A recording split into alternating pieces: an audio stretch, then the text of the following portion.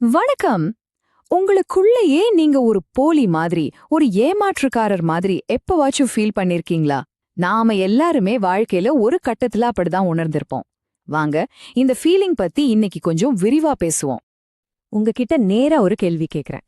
நான் இதுக்கு தகுதியே இல்லாதவன், சீக்கிரமே எல்லாரும் என்னோட உண்மையான முகத்தை கண்டுபிடிச்சிடுவாங்க அப்படின்னு உங்களுக்கு எப்பவாச்சும் தோணியிருக்கா? கவலைப்படாதீங்க, இந்த உணர்வு நம்மள பல பேருக்கு வரக்கூடிய ஒண்ணுதான். இதுதான் நாம இம்போஸ்டர் சிண்ட்ரோம், அதாவது ஆள் மாறாட்ட மனநிலைன்னு சொல்றோம்.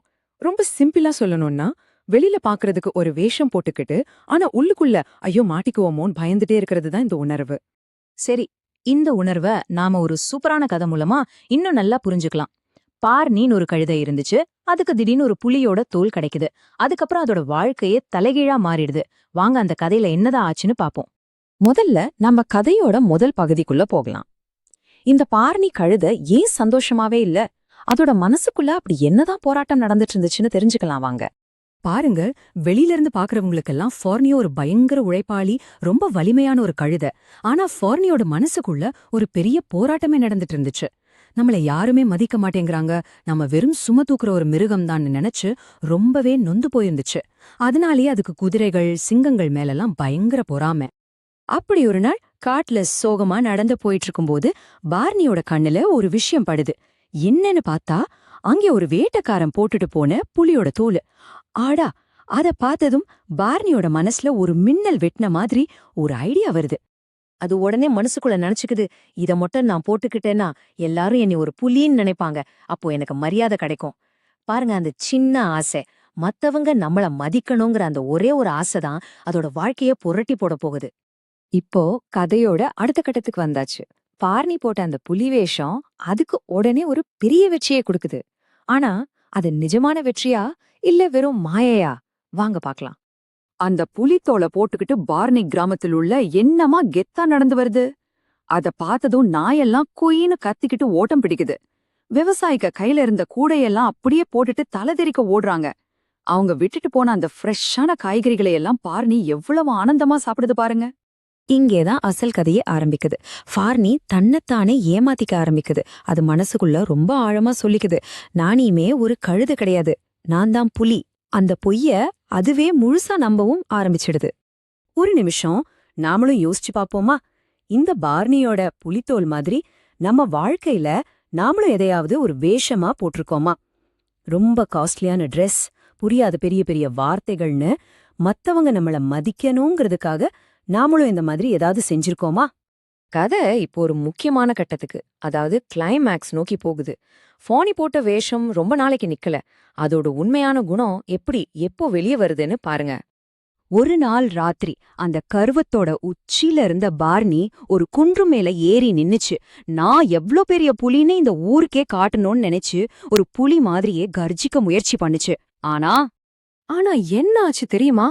புலியோட கர்ஜனைக்கு பதிலா அதோட தொண்டையில இருந்து என்ன சத்தம் வந்துச்சுன்னா, ஹே ஹா, ஹே ஹா. ஆமாங்க, ஒரு கழுதையோட கத்து. எவ்வளவுதான் புலி வேஷம் போட்டாலும் அதோட உண்மையான குரலை அதால மறைக்கவே முடியல. அந்த சத்தத்தை கேட்ட உடனே கிராம மக்களுக்கு எல்லா உண்மையும் பளிச்சுன்னு புரிஞ்சிடுச்சு.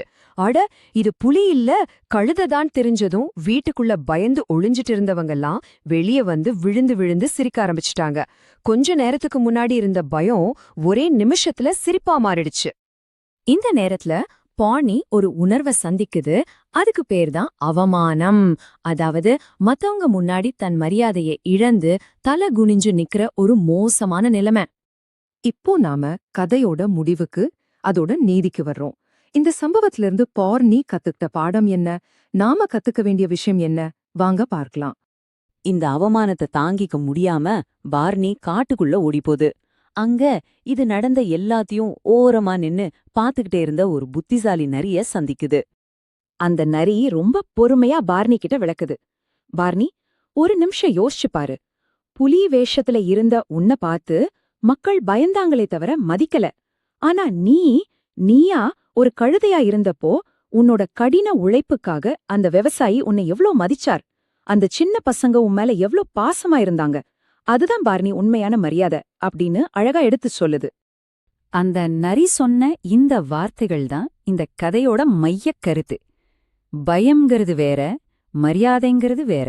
ரெண்டையும் குழப்பிக்காத. இல்லாத உன்னை காட்டிக்க முயற்சி பண்றத தான் இந்த உலகத்திலேயே ரொம்ப ரொம்ப டயர்டான வேலை. அப்போதான் பார்னிக்கு அந்த உண்மை உரைக்குது. ஒரு பென்சிலோட மதிப்பு அதுக்கு வெளியில அடிக்கிற பெயிண்ட்ல இல்ல, அதுக்குள்ள இருக்கிற அந்த லெட்ல தான் இருக்கு.